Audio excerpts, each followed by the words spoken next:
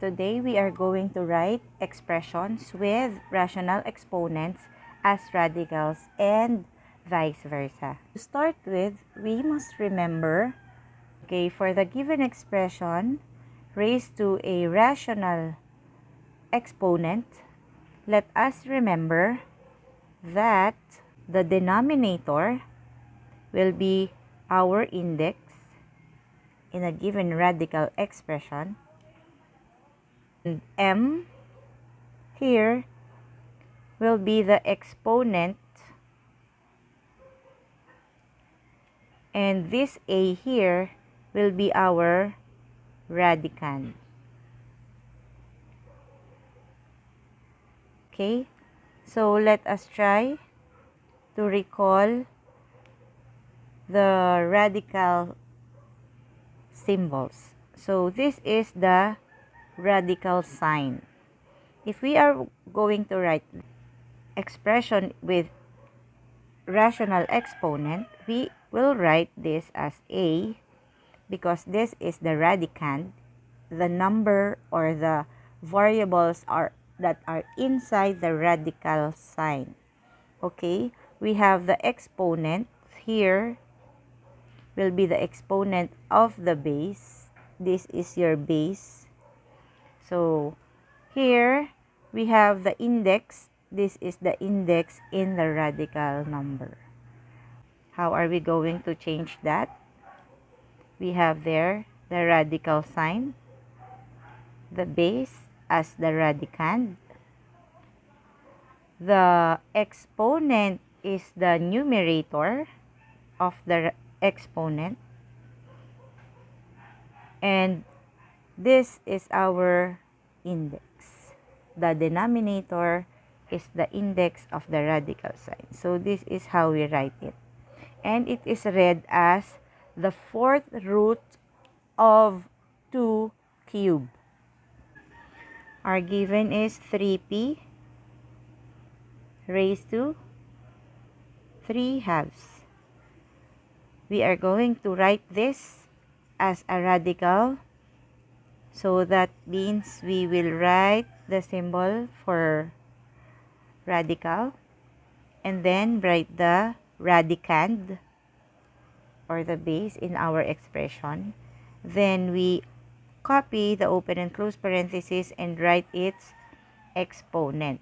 And the exponent is the numerator of the fraction, so that would be 3. And the index is 2. Remember, if the index is 2, we may or may not write 2.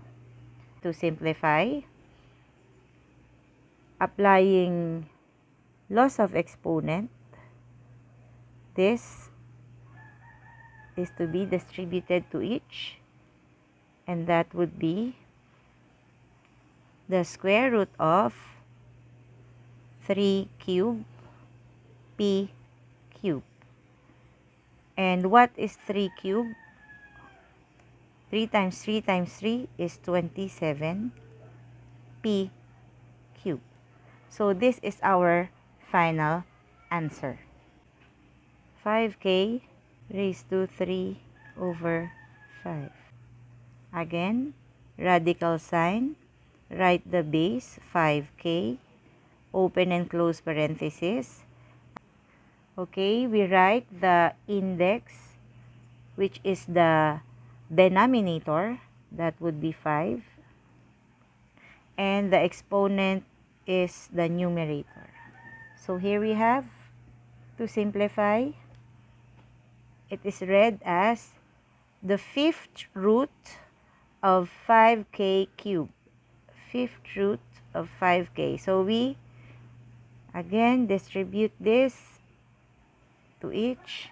So that would be 5 cubed and k cubed. K cubed. Okay? Remember to put everything inside the radical sign.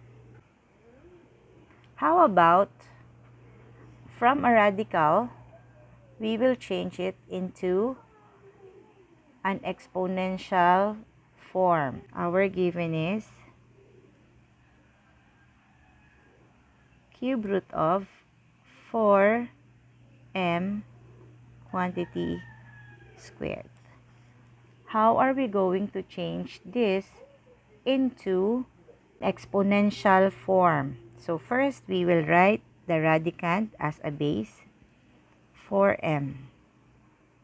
And then, copy the open and close parentheses. Remember, the index is the denominator. The exponent is the numerator. So, we write the fraction here. Our index is 3. So, it's in the denominator. Our exponent is 2. It's in the numerator. Okay? So, remember this. Index, denominator, exponent, numerator. Okay? Don't forget di, denominator, index. Okay? Denominator, index, di. Cube root of 7. So, how are we going to change this into exponential form?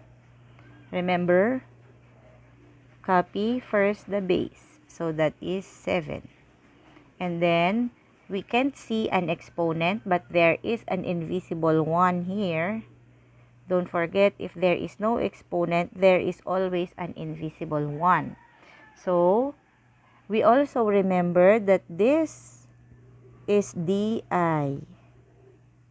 So, denominator for index. So, we write it as the denominator and the index is, and the exponent will be the numerator. So, the answer is 7 raised to 1/3. This. To write it, we simply write 8. There's a fraction. Index. There is an invisible 2 here, always, if there is nothing written. 2. And the exponent, 3. That's it. If this is the given,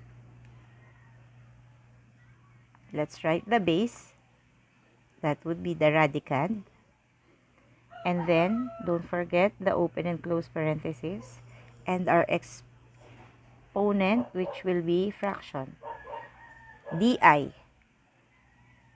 Denominator is index. So, denominator is index and the exponent is 2. So, this is our answer.